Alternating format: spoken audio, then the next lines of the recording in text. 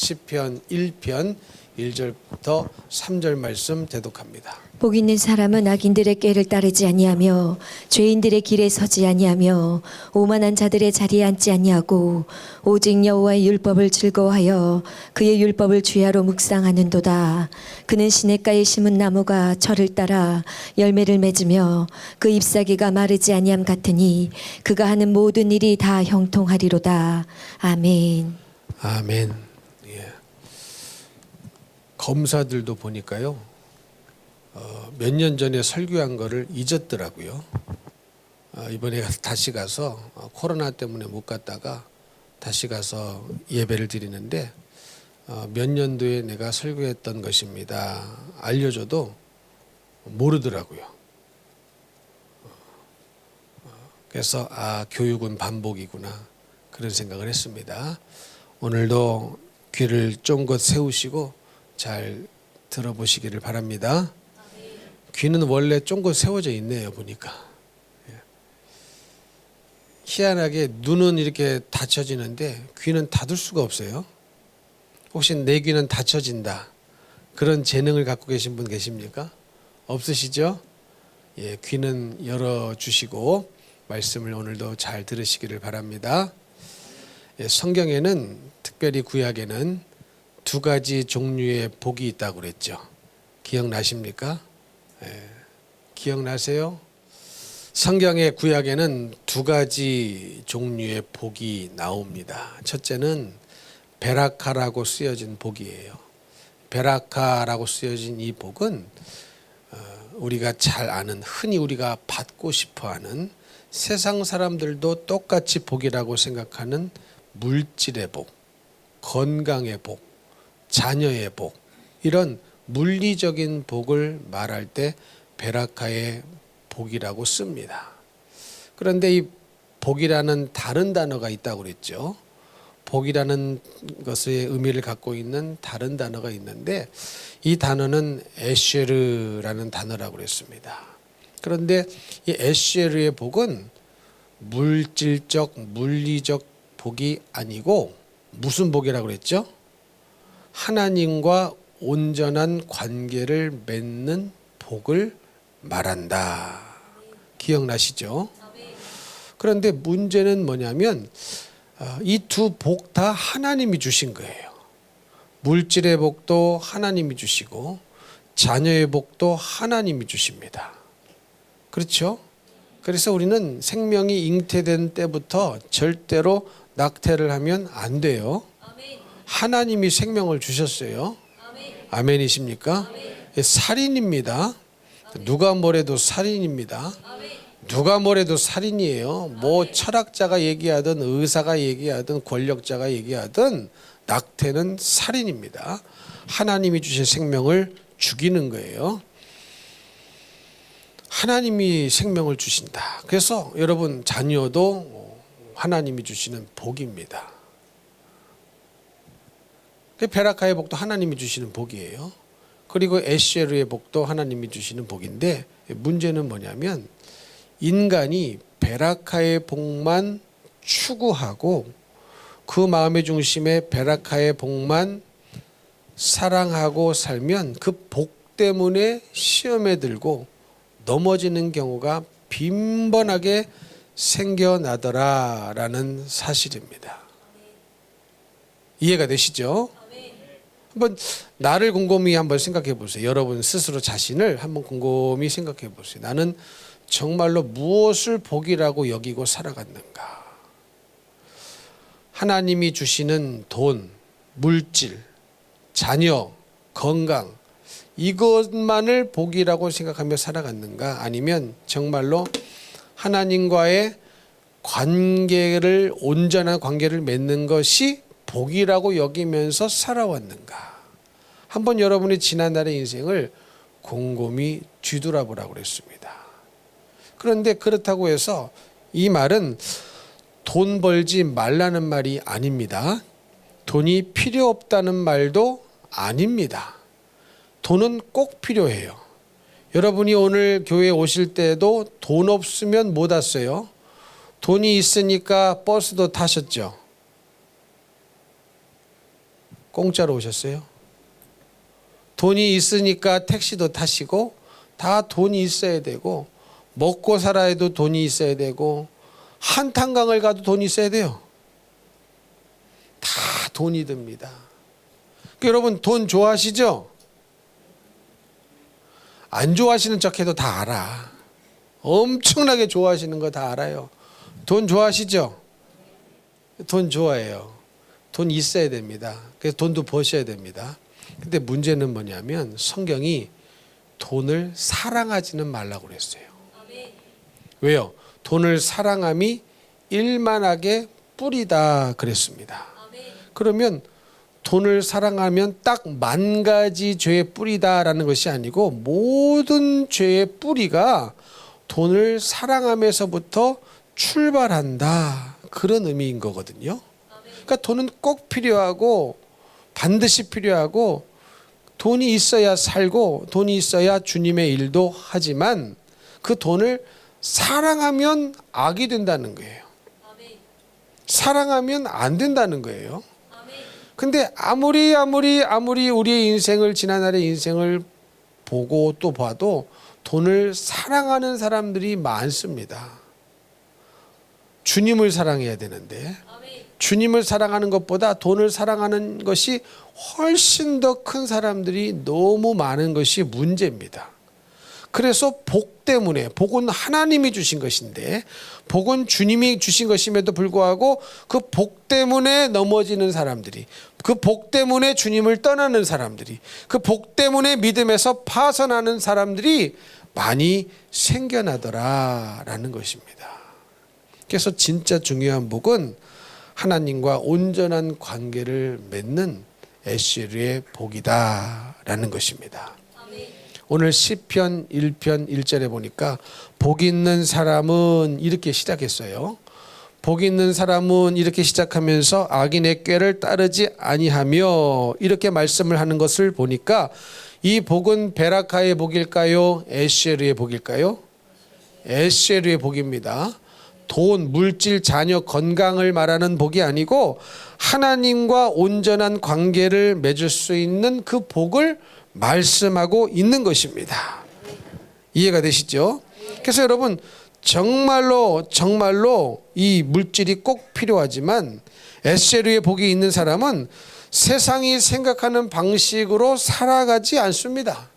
세상이 생각하는 방식으로 생각하지 않아요. 그런데 교회를 수십 년 다녔는데 생각이 세상 사람들이 생각하는 방식과 똑같이 생각하며 살아가는 사람들이 많더라라는 거예요. 저는 이것이 참 풀 수 없는 수수께끼입니다. 알 수 없는 일이에요. 여러분 예수가 있고 예수가 주인이 되고 예수를 사랑한다면 세상 사람들과 생각하는 똑같은 방식으로 생각할 수 없는 것이 너무나 당연한 일임에도 불구하고 교회를 수십 년 다녔는데 교회를 오래 다녔는데 직분도 있고 충성도 하고 여러 가지 사명도 감당한다고 하는데 세상 사람들이 중요하게 여기는 것을 똑같이 중요하게 여기고 세상 사람들이 생각하는 생각의 방식과 전혀 다를 바가 없는 사람들이 너무나 많더라라는 것입니다. 그러나 여러분 이 복에 대한 생각이 완전히 바뀌어야 믿음입니다. 완전히 바뀌어야 믿음이에요. 여러분 이스라엘 백성들이 왜 다 광야에서 죽은 줄 아십니까? 그 이유가 뭔 것 같으세요? 결국은 그들이 추구했던 복이 전부 다 베라카의 복이었기 때문에 죽은 거예요. 무슨 말씀인지 이해가 되시죠? 뭐 특별하게 나쁜 것을 추구한 게 아니에요. 하나님이 주신 복인데 베라카의 복만을 추구하며 산 결과가 광야에서 죽는 거였습니다. 만약에 그들이 하나님과의 관계를 중요하게 여겨서 그것이 정말로 복이라고 여겼다면 절대로 광야에서 죽을 수가 없어요. 죽고 싶어도 죽을 수가 없어요. 이해가 되시죠? 전부 다 가나안 땅에 들어갔을 것입니다. 왜? 하나님의 말씀을 믿었을 테니까. 하나님을 기쁘시게 하는 것이 그들의 인생의 목적이었을 테니까. 하나님과의 온전한 관계를 맺는 것이 진정한 복이라고 여겼다면 그들 모두 다 한 사람도 빠짐없이 가나안 땅에 들어갔을 거예요. 그런데 왜 이들이 광야에서 다 죽었을까? 곰곰이 묵상을 해봤어요. 왜 그랬을까? 왜 그랬다고요? 베라카의 복만이 복이라고 여기면서 살아왔던 인생의 결과가 바로 광야에서 다 죽어버리는 거였습니다. 물이 없으니까 물 없다고 원망불평하잖아요. 물은 베라카의 복이거든요. 먹을 것이 없다고 원망하고 불평합니다. 먹을 것 다 베라카의 복이거든요. 그러니까 죄다 하나부터 열까지 베라카의 복만을 추구하고 산 결과가 뭐냐? 광야에서 다 죽어버리는 결과였습니다. 네, 여러분, 지난번에도 한번 말씀드렸는데요. 우리 성경을 마무리하는 책이 무슨 책이죠? 요한계시록입니다. 그렇기 때문에 중요한 책이죠. 그런데 참 희한하게도 요한계시록에 복이라는 말을 찾으면 딱 7번이 나옵니다. 7은 완전수죠. 성경의 숫자가 의미가 있는 거예요. 7은 완전 숫자인데 희한하게도 딱 7번만 복이라는 말이 등장합니다. 그런데 7개 모두가 단 한 개도 빠짐없이 베라카의 복이 없어요. 이해가 되십니까? 성경을 마무리하는 책의 복이 물질의 복, 건강의 복, 자녀의 복, 권력의 복, 우리가 흔히 그렇게 얻기를 원하는 복이 하나도 없어요. 그래서 한번 하나씩 오늘도 다시 한번 살펴보기를 원합니다. 1장 3절 읽어주세요. 이 예언의 말씀을 읽는 자와 듣는 자와 그 가운데에 기록한 것을 지키는 자는 복이 있나니 때가 가까움이라. 아멘. 아멘. 예, 뭐가 복이랍니까? 이 예언의 말씀을 읽는 자와 듣는 자와 그 가운데 기록한 것을 지키는 자가 복이라고 그랬어요. 돈이 많은 자가 복이 아니라 하나님의 말씀을, 예언의 말씀을 읽고 듣고 지키는 자가 복입니다. 그래서 여러분 빨리 이게 복이구나, 복에 대한 그 갈망함을 바꾸셔야 돼요. 바꿔야 됩니다. 그래야 구원이 있어요. 이게 안 바뀌어지면 베라카 복만을 복이라고 여기며 살다가 죽으면 여러분 지옥이라니까요. 가나안에 못 들어갔다니까요. 그래서 말씀을 지켜야 됩니다. 근데 우리는 어때요? 내가 말씀을 딱 판단해 봐서 상황과 환경과 형편에 맞으면 지켜요. 안 그러면 안 지켜요. 이래서는 안 되겠습니다. 이래서는 지키는 것이 아닙니다. 성경에 믿는다는 말이 나올 때는요, 성경 언어의 시제는 우리나라나 영어에 없는 시제들이 등장을 합니다. 항상 믿는다는 거예요. 믿는다, 뭐 believe 한다. 그러면 keep on believing, 항상 믿는다는 그런 의미가 들어있는 단어들입니다. 어느 때는 믿고 어느 때는 안 믿고 이게 아니에요. 항상 믿는다, 그런 의미입니다. 여러분 말씀을 항상 지키십시오. 아멘. 목에 칼이 들어와도 지키십시오. 아멘. 그게 뭐예요? 복이라는 거예요. 아멘. 근데 그게 정말로 복이라고 믿어져야 그렇게 할 것 아니겠습니까? 그게 복이라고 안 여겨지니까 그렇게 안 하는 거거든요. 그렇게 못 하는 거거든요. 근데 목에 칼이 들어와도 하나님 말씀대로 사는 것이 정말로 복이라는 것이 믿어진다면 왜 그렇게 못 살겠습니까? 그게 사실은 복이 아니라고 생각하기 때문에 안 하는 겁니다. 못한다기보다 안 하는 거예요.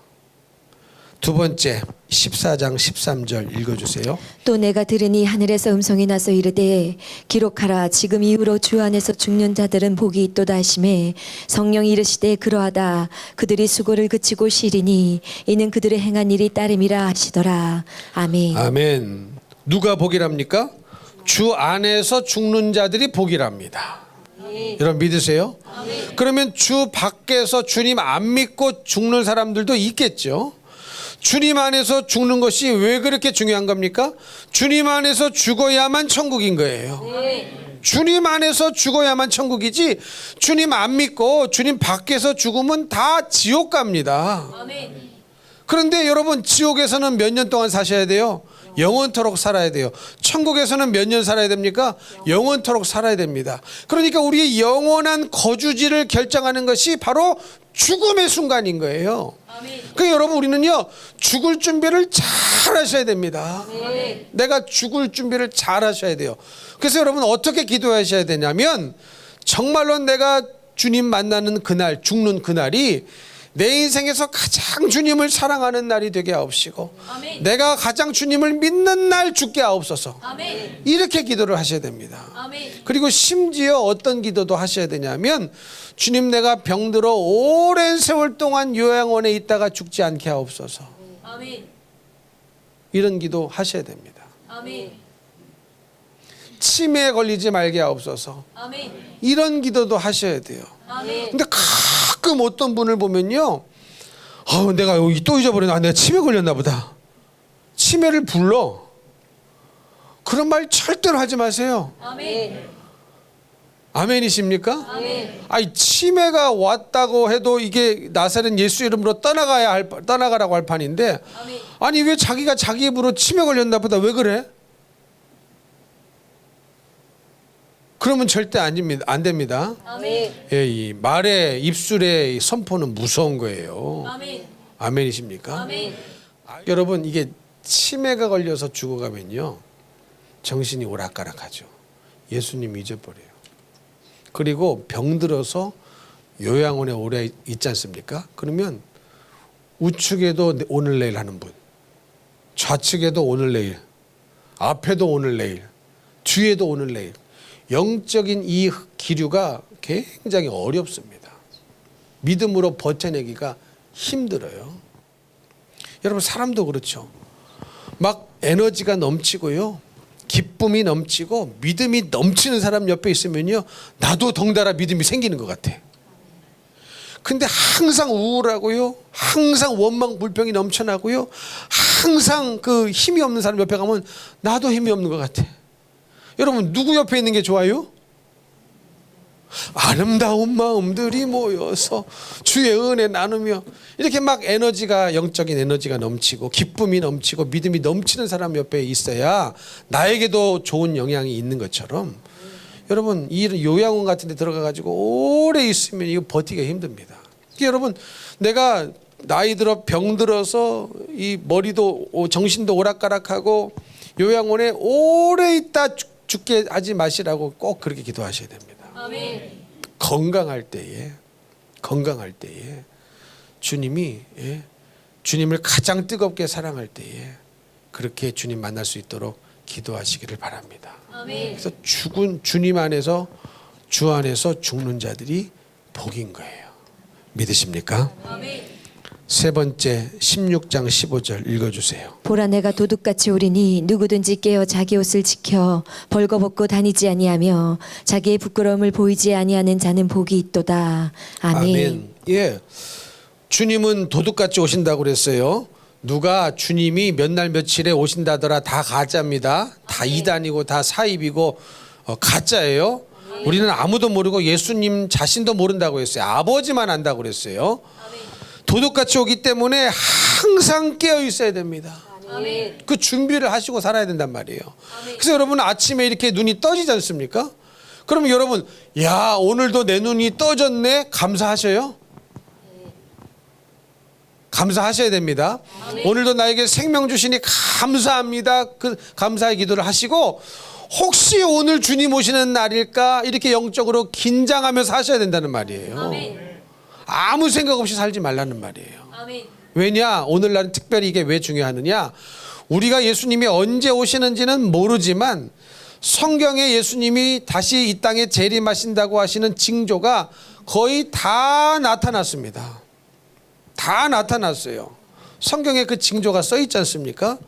그 징조가 거의 다 나타나기 때문에 하나님 아버지가 아들 예수를 향하여 너 이제 그만 가라, 재림해라, 그러면 언제든지 오실 수 있는 때가 바로 오늘날 이 시기입니다. 그렇기 때문에 아침에 눈이 떠지셨다면 생명을 주신 하나님께 감사를 드리고 주님 혹시 오늘입니까? 이런 마음으로 영적으로 깨어서 긴장하며 사셔야 된다는 거예요. 이게 굉장히 중요한 거예요. 그래야 잠자다가 벌거벗고 잠자다가 주님 오셔서 부끄러움 당하는 사람 당하지 않는 것처럼 당하지 말아야 되는 것처럼 부끄러움을 보이지 않을 수가 있단 말이에요. 주님 맞이할 준비를 하시란 말이에요. 그래서 여러분 이 세상에서 가장 중요한 준비는 주님 맞이할 준비예요. 모르니까 매일 하셔야 되는 거예요. 모르니까 아무 생각 없이 살아가면 안 되고 모르기 때문에 도둑같이 오기 때문에 항상 긴장하고 그 준비를 하시면서 살아야 된다라는 말씀입니다. 네 번째 19장 9절 읽어주세요. 천사가 내게 말하기를 기록하라 어린 양의 혼인 잔치에 청함을 받은 자들은 복이 있도다 하고 또 내게 말하되 이것은 하나님의 참되신 말씀이라 하기로. 아멘. 아멘. 지금 벌써 네 번째인데 역시 네 번째도 어떻게 돈이 많으면 복이다 그렇습니까? 자식이 복이다 그렇습니까? 그런 복 하나도 없어요. 네 번째는 혼인잔치에 청함을 받은 자들은 복이 있다는 거예요. 누구의 혼인잔치? 어린 양의 혼인잔치에 청함을 받은 자들은 복이 있습니다. 아멘. 여러분 예수님은 우리의 신랑이에요. 아멘. 믿으십니까? 아멘. 예수님이 이 땅에 오실 때는 신랑으로 이 땅에 오시는데 신랑은 누구를 부르러 올까요? 신부. 신부를 부르러 옵니다. 아멘. 그렇죠? 신랑은 창녀를 부르러 오는 게 아니에요. 아멘. 불륜자를 부르러 오는 게 아니에요. 아멘. 주님 사랑한다며. 근데 웬 불륜이 이렇게 많아? 여러분 주님은요 신부를 부르러 오신다니까요. 아멘. 불륜자 부르러 오지 않아요. 아멘. 근데 왜 여러분은 항상 주님 앞에 주님보다 더 사랑하는 것이 많아가지고 불륜자의 인생을 사시냔 말이에요. 그러면 들림을 못 받습니다. 아멘.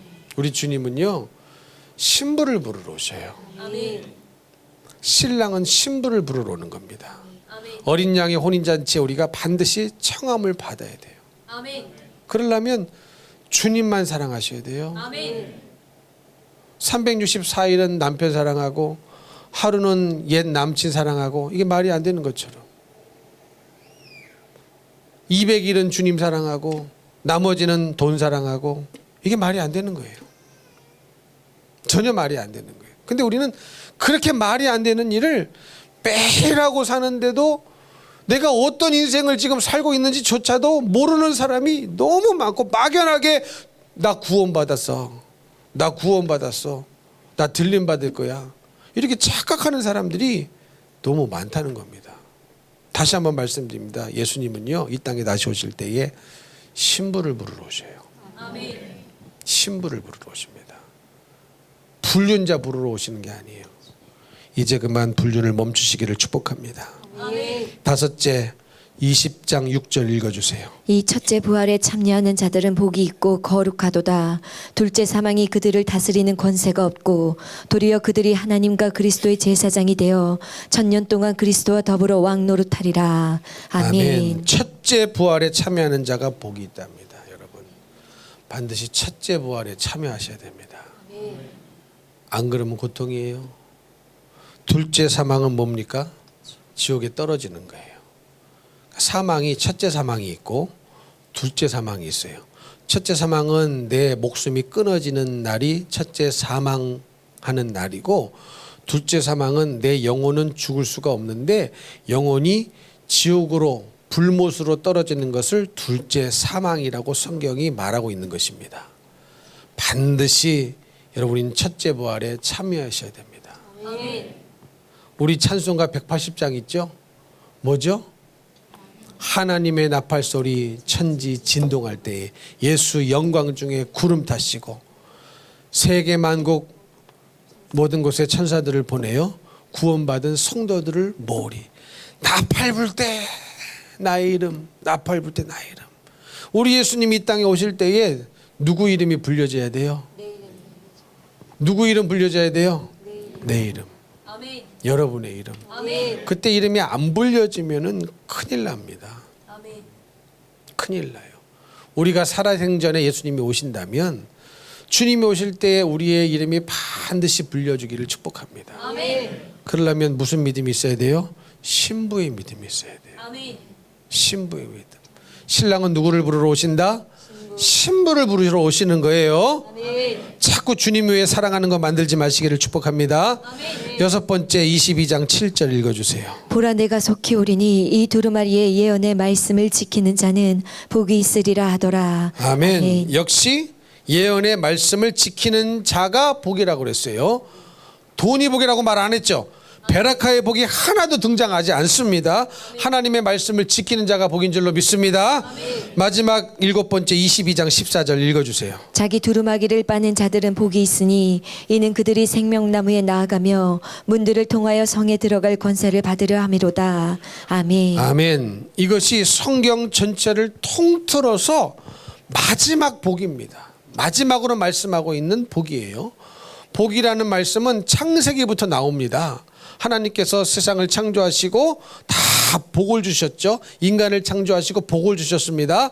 창세기부터 주시기 시작한 복이 마지막 결론적 요한계시록 22장의 마지막 복이 나오는데 이 복이 무엇이냐? 자기 두루마기를 빠는 자들은 복이 있다는 거예요. 이건 무슨 말입니까? 이게 무슨 말이에요? 예수님의 보혈의 피로 우리의 죄를 깨끗이 씻은 자가 복이라는 거예요. 그러면 뭘 해야 됩니까? 회개해야 됩니다. 회개해야 됩니다. 회개가 얼마나 중요한지 모릅니다. 여러분 예배에 성공했다는 것이 무슨 의미인지 아세요? 오늘 말씀 듣고 하나님 말씀과 다르게 산 죄를 깨닫고 회개했다는 의미예요. 그것이 예배에 성공한 것이고 그것이 주님을 만난 것이고 그것이 예배를 온전히 드렸다는 증거입니다. 그래서 예배의 핵심은 회개에 있어요. 구약에도 마찬가지죠. 구약의 제사법을 보면은 그 구약에 드렸던 제사의 핵심이 뭐였어요? 사람들이 하나님 앞에 이제 성막으로 나오죠. 그러면 뭘 갖고 옵니까? 짐승을 갖고 나와요. 자기 형편에 따라 부자는 큰 짐승, 안 부자는 적은 짐승 갖고 나옵니다. 그리고 그 짐승에게 손을 얹어가지고 자기의 죄를 다 고백을 합니다. 그리고 누구를 잡아요? 원래는 죄 때문에 내가 잡혀야 되는데, 내가 죽어야 되는데 이 짐승을 잡아 죽입니다. 그리고 피를 쏟죠. 그리고 살코기는 태우고 피는 가지고 제사장이 들어가서 지성소 안으로 들어가서 시언자에 붓지 않습니까? 핵심이 뭐예요? 죄사함인 거예요. 구약의 제사의 핵심도 죄사함이었어요. 신약의 예배도 마찬가지예요. 여러분 우리가 하나님 앞에 나와 주일날 말씀을 듣는 이유가 뭡니까? 그냥 내가 오늘 모르는 말씀 들었네. 내가 이런 말씀 이렇게 해석하는 줄 몰랐는데 참 오늘 듣고 보니까 새로운 해석이네. 막 지식만 쌓고 가는 게 아닙니다. 말씀은 살았고 운동력이 있어서 좌우의 어떤 낯선 검보다 예리하여서 우리의 심령과 골수를 관절을 찔러 쪼갠다고 그랬습니다. 말씀이 찌른다는 거예요. 말씀이 쪼갠다는 거예요. 그러니까 여러분 예배 시간은 말씀에 찔려서 아파야 하는 시간입니다. 찔려서 아파야 하는 시간이에요. 그런데 오늘날 이 예배를 다 어떻게 변질시켰냐 하면은 절대로 예배 시간에 죄를 말하면 안 돼. 그래서 성도들이 뭐라고 생각해요? 어쩌다가 죄 지적하고 죄 얘기하면 목사님이 오늘 죄를 지적했다고. 아니 그럼 목사가 죄 지적하지 누가 죄 지적해? 목사가 죄 알려줘야지 누가 알려줘요? 이해가 되십니까?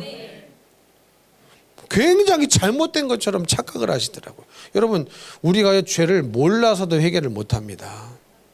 내가 내 안에 어떤 죄가 있는지 몰라서도 회개를 못해요. 그래서 설교하고 나면요 그런 분들 계셔. 내가 내 안에 이런 죄가 있었는 줄을 몰랐습니다. 내가 이런 죄를 발견했습니다. 그런 분들 많아요. 죄를 알아야 회개할 것 아닙니까? 안다고 해도 회개를 안 하는데 모르는 죄를 어떻게 회개를 하겠습니까? 그래서 말씀은 자꾸 찔러주는 거예요.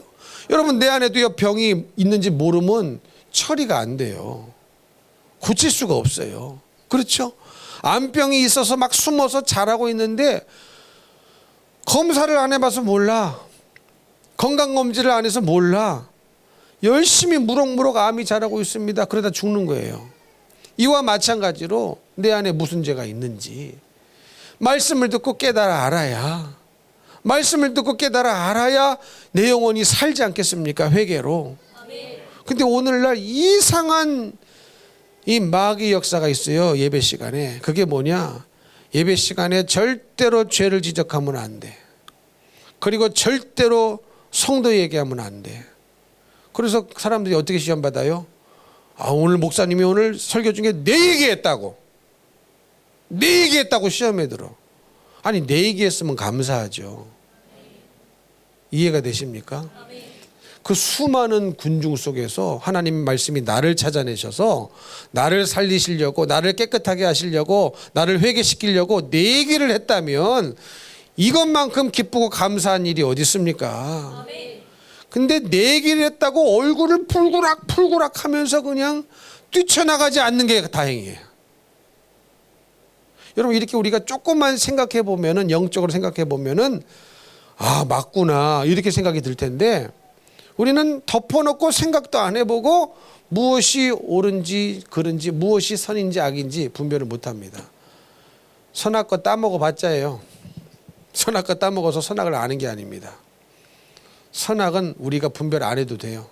하나님이 분별하시면 되고, 하나님이 하라고 하시면 하면 되고, 하지 말라고 하면 안 하면 돼요. 우리가 분별하지 않는 게 얼마나 좋습니까? 근데 자기가 분별하겠다고 선악과를 따먹는 순간 온전한 분별이 됐느냐? 아닙니다. 선을 악하다 그러고 악을 선하다 그러고 이런 일들이 비일비재하게 일어나고 있지 않습니까? 근데 한번 생각해 보세요. 성경을 마무리하면서 총 계시록이 마지막 책이고 계시록 22장이 마지막 장인데, 마지막으로 복을 말씀해 주시면서 무엇이 복이라는 겁니까? 두루마기를 빠는 자들이 복이라는 거예요. 예수 보혈의 피로 죄 씻음을 받은 자들이 복이라는 거예요. 아멘이십니까? 근데 회개한 죄만 깨끗게 되는 거예요. 회개한 사람만 그 예수님의 보혈의 피가 나와 상관이 있는 겁니다. 우리 예수님이 이 땅에 오셔서 온 인류를 위해서 죽으셨지만 온 인류가 구원을 다 받는 게 아니에요. 그럼 누군가는 그 피가 소용이 없다는 거예요. 누군가에는 소용이 있고 누군가는 그 피가 소용이 없다는 겁니다. 그럼 그 피가 상관이 있으려면, 나와 상관이 있으려면 어떻게 됩니까? 예수 믿고 회개해야 되는 거예요. 그래서 침례 요한이 제일 먼저 외친 소리가 뭡니까? 회개하라, 천국이 가까웠다. 우리 예수님도 제일 먼저 외치신 메시지가 뭡니까? 회개하라, 천국이 가까웠다. 회개가 얼마나 중요하면 성경을 마무리하면서 마지막 복을 회개라고 말씀하고 있겠냐는 거예요. 여러분, 회개하는 것이 복입니다. 회개할 수 있는 시간이 예배 시간인 거예요. 그래서 예배 시간은 죄를 알려주는 시간이에요. 그리고 회개가 됐다면, 눈물 콧물 다 쏟으면서 회개가 됐다면 그게 은혜를 받은 거예요. 그냥 내가 그 말에 동의가 됩니다, 이게 은혜가 아니고, 내가 죄를 발견하고 회개가 된 게 은혜를 받은 거예요. 왜? 그 죄는 이제 끊어졌으니 다시는 동일한 죄를 짓지 않을 것이니. 할렐루야 아닙니까? 하나님과 막힌 담이 회개로 허물어졌으니 할렐루야 아니겠습니까? 그것이 진정한 복인 줄로 믿습니다. 자, 그렇다면 마지막으로 한 가지 더 나누고 싶은 건 뭐냐면, 나는 과연 그러면 베라카의 복을 추구하며 사는 사람인가, 아니면 에셀의 복을 추구하며 사는 사람인가, 요거를 분별하는 것이 중요하겠죠. 그렇죠. 왜냐하면 베라카의 복도 에셀의 복도 하나님이 주신 것이지만 베라카의 복만을 추구하다 보면은 그 복 때문에 넘어진단 말이에요. 복 때문에 예수를 버린단 말이에요. 예수가 복입니다. 그러니까 에셀의 복은 결론적으로 뭐냐면 사실은 예수님이 복이라는 거예요. 왜? 예수님 때문에 하나님께로 갈 길이 열렸거든요. 자유롭게 갈 길이 예수님 때문에 열렸거든요. 하나님과의 관계가 회복되는 것이 예수로 말미암아 이루어졌거든요. 그러니까 예수님이 복인 거예요. 돈이 복이 아니고. 그러면 내가 베라카의 복을 추구하며 사는 사람인가, 에셀의 복을 추구하며 사는 사람인가를 알려면 딱 요거를 보면 압니다. 요거를 보면 압니다. 가르쳐 드릴까요? 뭐냐면, 여러분이 어떤 일을 결정할 때 그 기준이 뭐냐를 보면 압니다. 무슨 일을 할 때, 어떤 일을 결정할 때 나는 결정하는 기준이 돈이 있고 없고냐, 이득이냐 손해냐, 요거를가 기준이 된 사람은 베라카의 복만을 추구하며 사는 사람입니다. 그런데 내가 어떤 일을 결정할 때 돈이 아니고 하나님의 뜻이냐 아니냐를 기준으로 삼아 항상 결정했다면 그 사람은 에스겔의 복을 추구하며 사는 사람입니다. 그러면 여러분 한번 생각해 보세요. 사람이 얼마나 결정할 일이 많습니까? 얼마나 결정할 일이 많아요. 그런데 그런 결정을 하면서 나는 항상 돈 계산이 돌아갔다. 이득이 되면 했다. 손해가 되면 안 했다. 하나님의 뜻이라 할지라도 손해가 되면 안 했다. 이득이 되는 것만 했다. 그 사람은요, 베라카의 복만 추구하며 살다가 망할 사람입니다. 그거 믿음 아니거든요. 그거 믿음 아니거든요. 이해가 되십니까? 이 기준에 비춰서 여러분의 인생을 곰곰이 기도 가운데 들어가 보세요. 들어가 보세요. 근데 나는 하나님의 뜻이었다면 물질을 상관하지 않았다. 물질을 초월했다. 그러면 그 사람은 에스겔의 복을 이미 받은 사람입니다. 그 사람이 구원을 받는 거예요. 그 사람이 가나안 땅에 들어가는 거예요. 제가 가끔 말씀드리지만요, 저도 20대 선교사로 부르셨거든요. 근데 선교사로 부르셨을 때에 가장 먼저 하나님이 저에게 요구하신 것이 뭐였냐면 네 재산을 제로로 만들라는 거였어요. 제로로 만들라. 그러면 이제 결정을 내려야죠. 결정을 내려야 되는데 내가 선교사로 나가는 것이 물질적으로 이득이겠느냐 손해겠느냐 이 생각 갖고는 절대로 못 나갑니다. 하나님의 뜻이냐 아니냐가 중요한 거예요. 근데 지금 돌이켜서도 지금까지도 감사한 게 뭐냐면 참으로 갈등하지 아니하고 하나님 말씀에 순종해서 그 명령을 따랐다는 것이 지금도 감사합니다.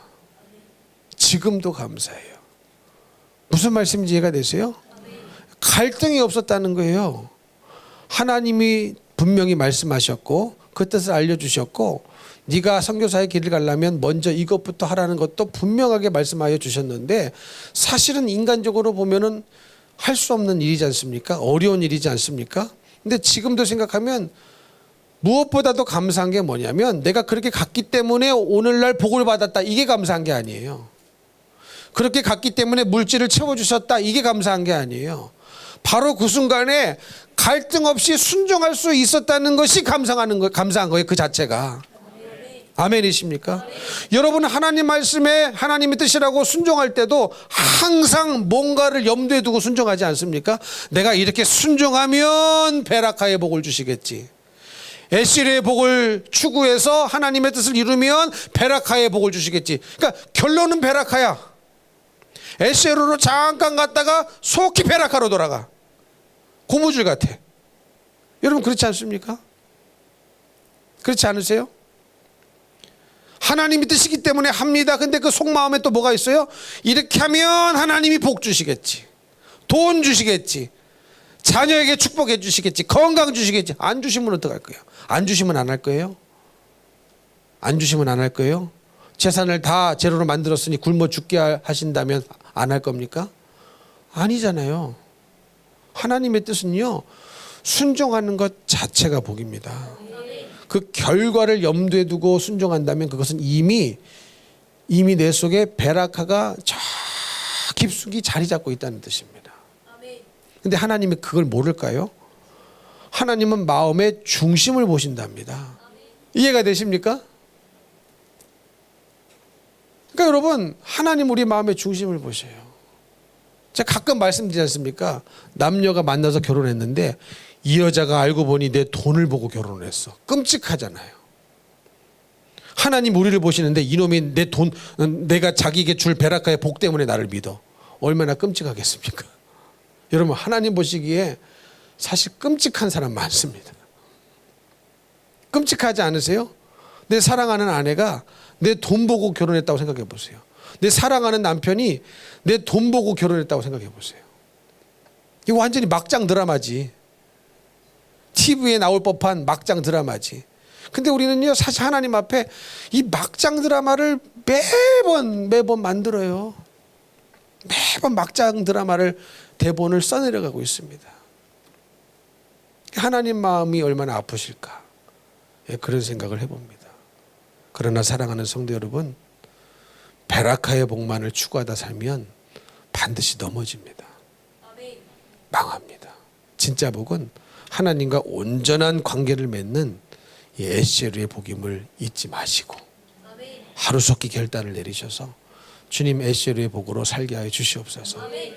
에시에르의 복으로 살게 하여 주시옵소서. 아멘. 내가 무언가를 결단하고 결정을 내린다면 이것은 복 때문이 아니라 물질 때문이 아니라 주님의 뜻이기 때문에, 주님의 명령이기 때문에, 다른 것은 전혀 고려할 가치도 없이 주님의 명령이기 때문에 내가 순종합니다.